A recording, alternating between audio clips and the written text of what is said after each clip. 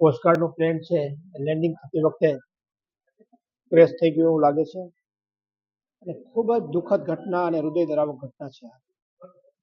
3 છે ડેથ થઈ ગયા છે. એકની બોડી તો ખૂબ ખરાબ હાલતમાં મેં જોઈ છે. આપણે પોતે જોઈ હચમચી જઈ એવી દુઃખદ ઘટના બની છે. પરમ કૃપાળુ પરમાત્મા છે એ એમના આત્માને શાંતિ આપે અને એના જે પરિવારજનો છે એને આ દુઃખ સહન કરવાની શક્તિ આપે. કોસ્ટગાર્ડ પરિવારને પણ પરમ કૃપાળુ પરમાત્મા આ દુઃખ સહન કરવાની શક્તિ આપે. ભવિષ્યમાં પરમ કૃપાળુ પરમાત્માને આપણે પ્રાર્થના કરીએ કે ભવિષ્યમાં આવા હાદસાઓ ન બને.